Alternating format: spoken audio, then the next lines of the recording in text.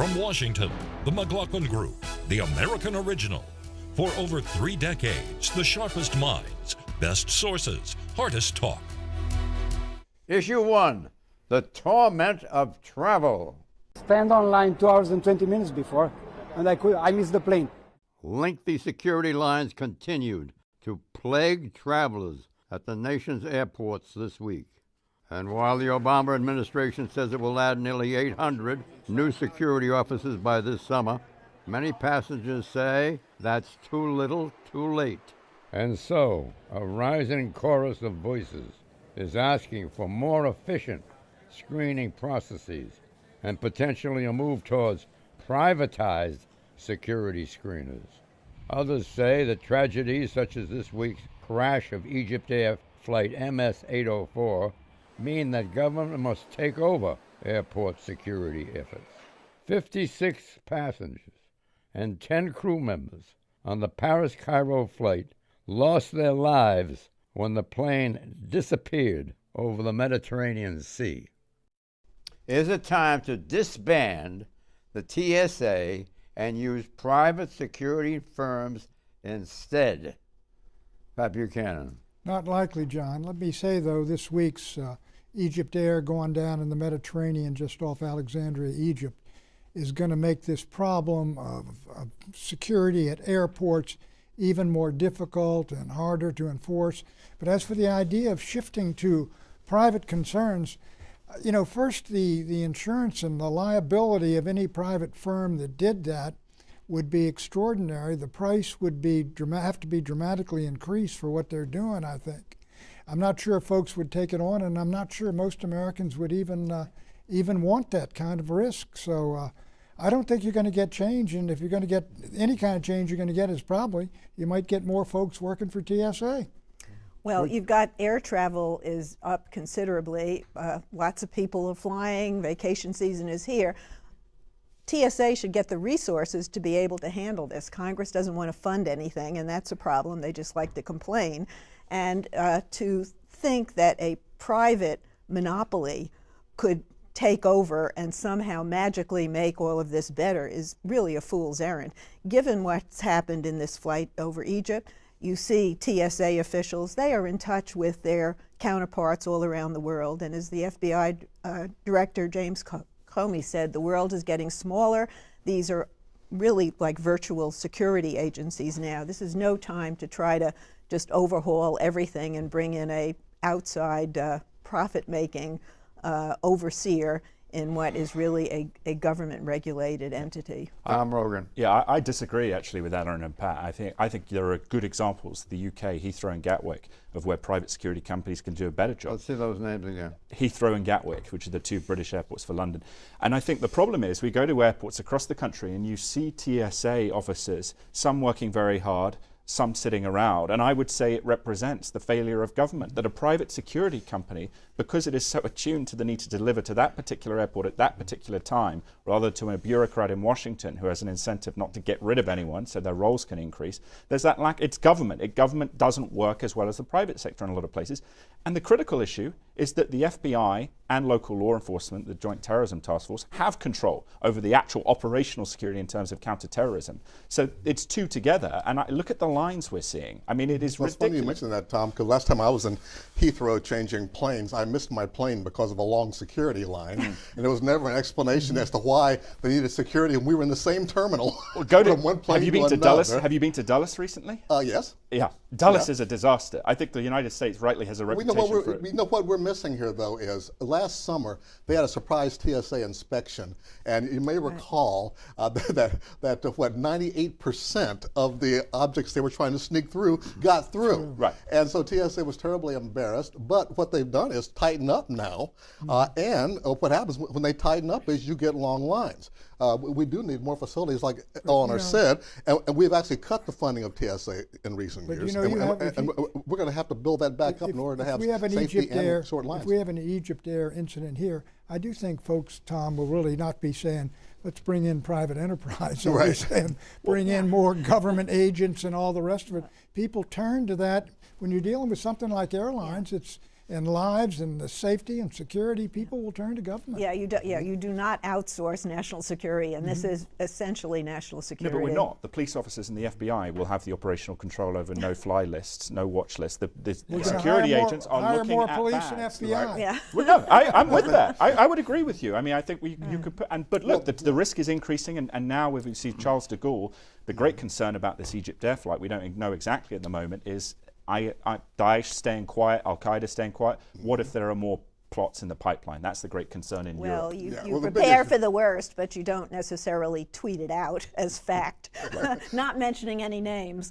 But the issue with the long lines is really, the bag checks is what it is, and the X-ray machines that we go through. That whole procedure needs to be bolstered and sped up. The sad thing is, at some point, people are going to be able to get through. But you know what a success in a way, a horrible success 9/11 was, in terms of what it's done to this country, not simply bringing down those buildings and killing all those people, but the enormous cost imposed on America from all of this airlines waiting, all the rest of it. Right. Amazing. And, That's right. Yeah. That Although the people who lost their lives on that Egypt Air flight would be happy to stand in line for hours if it meant they were going to be safe. So I think we have to put this in perspective. There are baggage fees. Oh, And the $25 and $35 baggage fees. You sound like you've should been there be recently, waived. John. You know why they should be waived? Because they encourage passengers to take luggage through security, creating delays. Congress should take action to ban the fees. Well, that might Do be, you might be a agree bad with idea. that? Yeah, I like the idea because we do find people bringing more and more bags, Yes. and including me.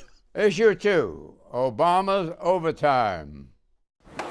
In what Barack Obama calls a minimum wage increase for the middle class, new federal rules on overtime pay were introduced this week. Overtime is defined as work beyond the 40 hours a week. The changes mean that employers have to pay time-and-a-half wages to 4.2 million workers who make less than $47,476 a year. And note this, according to the Department of Labor, 56% of those eligible for new overtime pay are women. 53% of those eligible have at least a 4-year college degree. And 1.5 million are parents with children under 18. But while liberals are celebrating the news, others are less happy. Speaking to USA Today, Trey Kovacs of the Competitive Enterprise Institute argued the rule would impose a, quote, huge cost and regulatory burden on employers who face pressure to cut back on benefits and full-time employees, unquote. Question, will this policy raise salaries or will it cap salaries?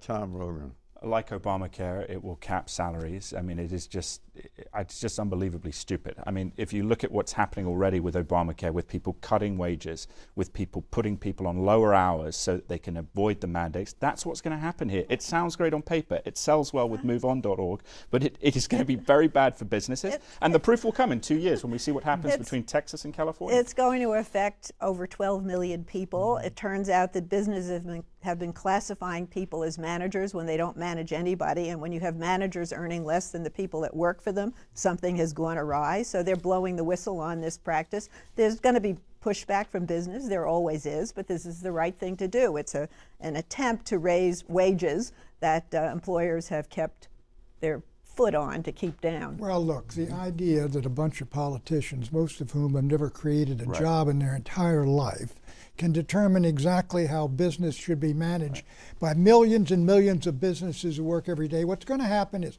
somebody's going to get a pay raise here, other employees are going to be dropped off, some shops are going to say, let's get out of the U.S. and all these regulations and move to Mexico.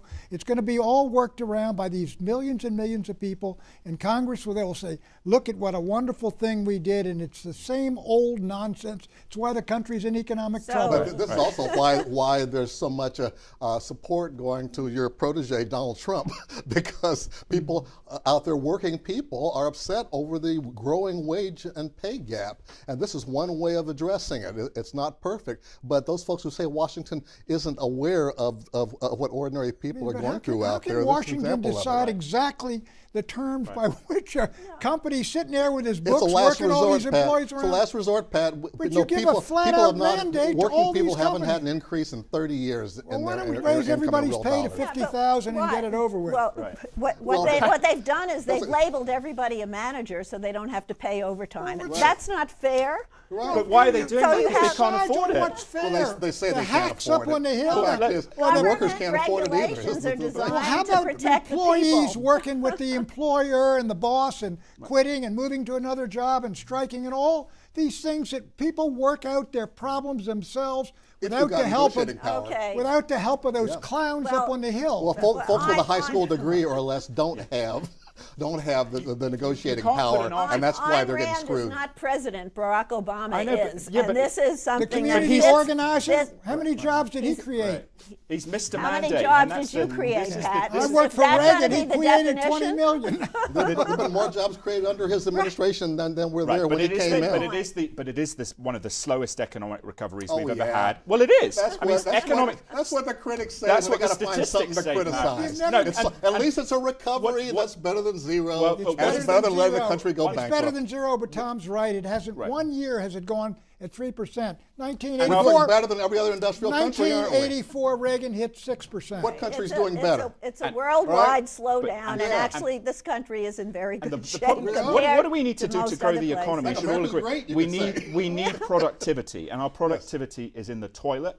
And that makes it. No, That's why we American- can't increase wages. Is because employers don't have the economic gain to pay for it. American workers are the most productive in the world. But our trending is down. And the employers aren't appropriately rewarding them for that productivity. Well, if they're most That's what's going productive, on. why did we lose 6 million manufacturing jobs in the first 10 years of this decade? Because we don't want to do those kinds of menial Manufacture? labor. They're and manufacturing jobs, the best jobs working people have. the- Gone. Well, let's impose the big tariffs that you want to impose, and then we'll keep all of our commerce here. But that's not going to increase overall productivity either. Listen, under McKinley, when we had a huge tariff growth, was 7% a year. It was Let's bring back 7% those a year in the McKinley years. 20s. That's right. It was 6% a year under Reagan. It's just that I think Barack Obama, as a community organizer, he should have gone to business school. The nature of work is changing, and you're not going to bring back those assembly line jobs. And Donald so, will. yeah, we'll see. I don't believe that for a minute. question, President Obama's overtime rules be an overall boost to the economy or an overall drag on the economy? Pat Buchanan. It's just one more pile-on regulation, which will slow things down. It's a boost to the people who need it, and if it's a T9C drag on employers, that's what it would build. T9C, it's a pretty minor move. That which Pat hath said. I think wages have been depressed for so long that we're not going to notice the difference. Really? As far as overall productivity goes, that's what you find when wages have been suppressed for a long time. It takes a while to catch up, and this move will be modest. Why have they been as far as having an suppressed if impact. President Obama has been in power for 8 years? President Obama has increased employment during his years. But you're just complaining about no pay raises. You said 10 years. He hadn't been in office for 10 years. Right. You know? And there is that Republican Congress and during there his 8 years, things have worked out that well. doesn't do anything. Sounds like the perfect crime. They will be a drag on the economy.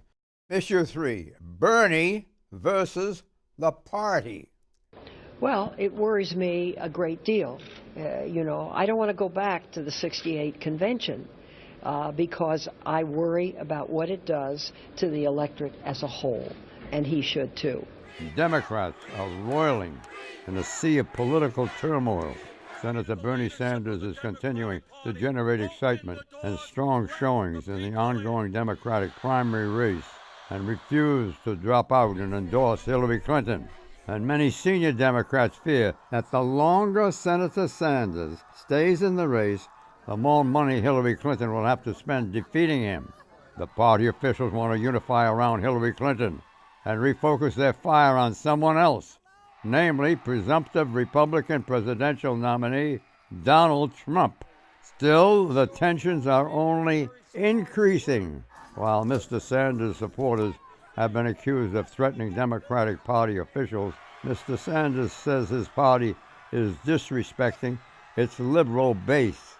Question: what happened between Clinton supporters and Sanders supporters at the Nevada Democratic Convention? Eleanor, you want to speak to that? When they were awarding the delegates, the Sanders people felt that they were unfair in the proportionality of how the delegates were awarded, and so I think a Sanders person threw a chair or something. Anyway, sort of a minimum of violence erupted. Look, I think that Bernie Sanders has every right to stay in the campaign until the end.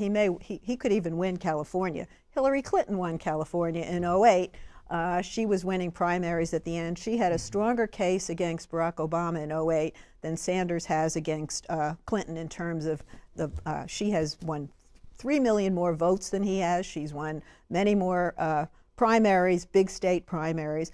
And I think he's done wonderful things, energizing people, focusing the message. That's all good.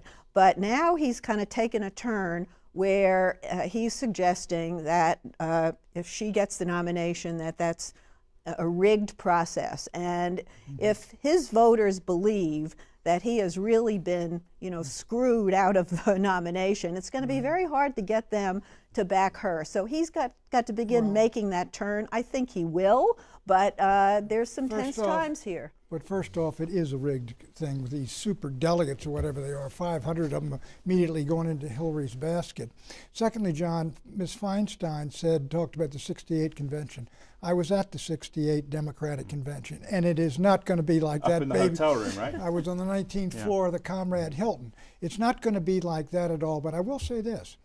Bernie, this is the last hurrah of Bernie Sanders. He's 74 years old. And more he has the aspect of a kamikaze pilot about him. He's going to take this thing all the way into this convention, right through that last ballot, and he wants to be an influence upon his party as the way, say, Senator Goldwater was, who lost the election in 1964 badly, but really influenced the future. And I can't blame the guy. He's been fighting for these beliefs his whole life. He's now got an enormous following. He's got every right to go to the convention and speak at the convention. And I think he's going to say it was a rigged process. I think he'll endorse Hillary. But it was a rigged process, well, Eleanor. the thing is about the rigged process was designed. She didn't rig the process. Right. I mean, she was a victim of these rules 4 years ago. So he leaves some 8 years ago. He leaves some mistaken impressions. And it was an uphill climb for Obama 8 years ago because of these rules. Hillary had all the super delegates initially, and he had to earn the gains that he made and the nomination. Bernie faced the same challenge. I think you're right, Pat. I think he's not going to get the nomination, obviously, and he wants the leverage to have as much of an impact as he can on the platform.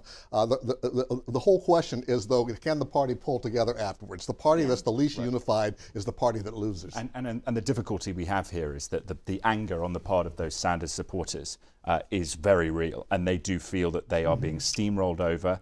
But the establishment and the connectivity between the perception of Hillary Clinton as a kleptocrat, someone who does the Wall Street speeches, versus Bernie as the genuine guy is real. And I think I think it's going to be very hard for them to unify. And of course, Donald Trump is the person who benefits. He has a legacy to worry about. He doesn't want to be seen as the guy who cost the party the presidency, number one. And number two, he wants to be seen as someone who changed the party rules. And they can give him that.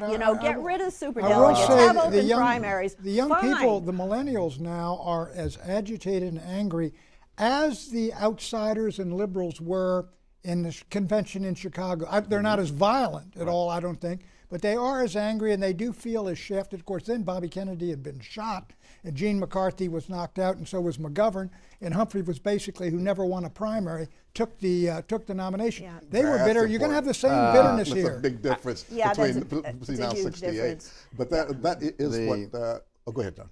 Well, I want to point out that the rift between the Clintonites and the Sanderistas, right? Sanderistas. Bernie Bros. Is deep and worsening. Sanders says DNC chair, get a load of this, Debbie Wasserman, chairman of the DNC, unfairly backs Clinton. Yeah, that's true. Well, in Colorado, just a moment. Colorado, just a moment. Sanders delegates are getting threatening calls from Clinton backers. Yeah, they're behaving like Trump people. Shame on them. But the fact is that they have if Bernie will stand up there in the end, hold up Hillary's hand and say, no, we're unified, all this goes away. Will it be like Teddy Kennedy up there at the 80 convention? He walked on the stage. I was up there, walked right on around and off. That's right. Yeah. We all saw Carter it. following him. With Carter following him. Yeah, Please, but please. you know, President Carter wouldn't debate Ted Kennedy. That was a very different season, and Kennedy was far, far behind in delegates. He had no hope, and he was angry, and Carter was going to lose. We're going to get one more debate. One advantage Bernie has had is that there's no attack ads against him. The other Democrats don't want to attack Bernie, but they're attacking Hillary like crazy. And then we wonder, why is Hillary doing poorly in the numbers in the polls? I can't believe it. One poll this week, Trump is 5 points ahead Hillary. Yeah, I can't believe it. I can't believe it either, Pat. Well, I can't believe it either, Pat. The RCP average is still 3.5 Hillary. The speed with which the Republicans have unified around him because they smell, hey, maybe he's not a big loser, maybe he'll win. I think that's what's going on here. That brings a lot of people together. We say loser now. Loser. We got to learn how to talk Trump. Issue 4, Castro's Conundrum. He's energetic, he's handsome, and he's touted as a possible vice presidential running mate for Hillary Clinton. No, it's not Pat Buchanan.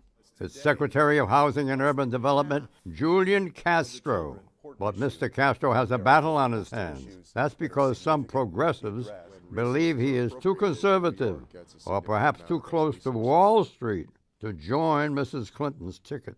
And an alliance of activists in New York, Philadelphia, Los Angeles, and San Francisco are calling on Mr. Castro to adapt his department policies for selling bad mortgages to Wall Street. This week, Mr. Castro showed he might just be listening. The secretary introduced new rules that will require lower principal costs for affected homeowners, a 5-year fix on interest rates, and a restriction to prevent firms from abandoning properties. Still, not everyone is happy.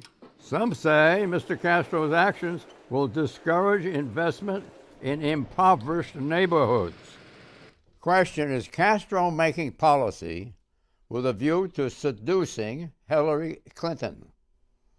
You want to speak to that, Eleanor? Well, these are policies he inherited from his predecessor. He hasn't even been at HUD, he's been there maybe a year and a half, 2 years, and he's been working to change these policies ever since he got there. So I don't think this is done with an eye to seducing Hillary Clinton, but I think he clearly would like to be on the ticket, and he's apparently on the short list. I mean, he, former mayor of San Antonio, which is not a strong mayor position, and I think the main rap against him is that he's very young and doesn't have a whole lot of experience, but he's an appealing figure, and he's Hispanic, and the Hispanics are going to play a huge role in November, and so he would energize that constituency. He would not even be considered for this as Secretary of HUD and the mayor of San Antonio were he not Hispanic. As we were talking in the green room, Barack Obama, there was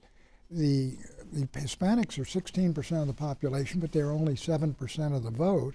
And so if you can energize that Hispanic base, and maybe he can do it to some degree, it'd be enormously helpful in these swing states where Hispanics are growing in numbers. Virginia would be one, North Carolina would be another, Florida would be another, and not simply Cuban Hispanics. So that's his attraction, that's it. Yeah. And I think we can tell how well he's doing by the very fact that people are trying to put out some dirt on him here, trying to link him with that seedy, unseemly side of the Washington Wall Street connection. It's a tenuous charge at best. But this is the beginning of the same. It's the same kind of charge the Bernie people are making against Hillary Clinton. But he's never worked on Wall Street. The challenge, Clarence, though, I think, is that if you look at who is going to be buying, we need someone to buy these properties, and if not Wall, with the worry with these restrictions is that Wall Street or any other business won't buy them, and then they Nobody require wants the paper. the You government want that paper, payrolls it's no controls good, it, yeah. right? And so then you have that decline and despair, the entrenchment of poverty. So a lot of guys won't lend It's a for hard these balance. houses. They But won't lend for houses. right, If exactly. Too much Are you risk and supporting not enough Castro's reward. policy or opposing it? I'm not sure. Honestly, I think if you could, the key is that you have upward mobility, and so if Wall Street are just buying it and selling it off to the next, that's a problem. But if you can have a business interest balanced with the public interest, that's what you want. And you can't disincentivize it so much, though. There's not a profit incentive. Fannie Mae and Freddie Mac can't hold these mortgages forever, and so he's now going to be selling them to Bank of America. If you're a purist, if you're a Bernie purist, you probably don't like it, but who else would he? Who would he sell them to? Right. I think it's an appropriate policy. What about Hillary? Does she need a Latin American Veep? Well, that's it. That's the only reason he's under consideration is he's a prominent, popular, attractive Hispanic. I don't think he's got he's presidential credentials, and that he's young, helps and he's the next millennials. generation. Yeah, we call it identity politics, and obviously he comes under that category. She's got a lot of other picks, but she does need someone The to answer energize is, young people, back in and Chicago, he we might call be it a able. balanced He might be ticket. able to do it. Yes. The answer is no. Trump has it locked in, and she doesn't need a Latin Veep unless he's Cuban American. What That is Trump got Cuban locked in? American would What? not help her as much as No, Mexican American. Cubans and Hispanics are generally, Well, or and Cubans Mexican aren't that Americans are numerous. not necessarily allies. But you're right that Trump is her True. biggest Trump- ally. Trump hasn't. Thanks for it. I know you'll come come around to my way of thinking. False prediction. Federal Reserve's interest rate hike next month will be the last this year. Pat, is this right or wrong? We've got one impression I agree already. with the dog. I say no. I agree with the dog, and I say yes. They are not raising interest rates, but what a wonderful dog. The dog sees her stock going The down. answer is wrong. There will be another interest rate hike in November. We at the McLaughlin Group send our heartfelt condolences to the family and friends of CBS News legend Morley Safer, with a landmark reputation for exceptional investigative journalism and keen objective reporting. Say hi to Don Hewitt, Morley. Bye-bye.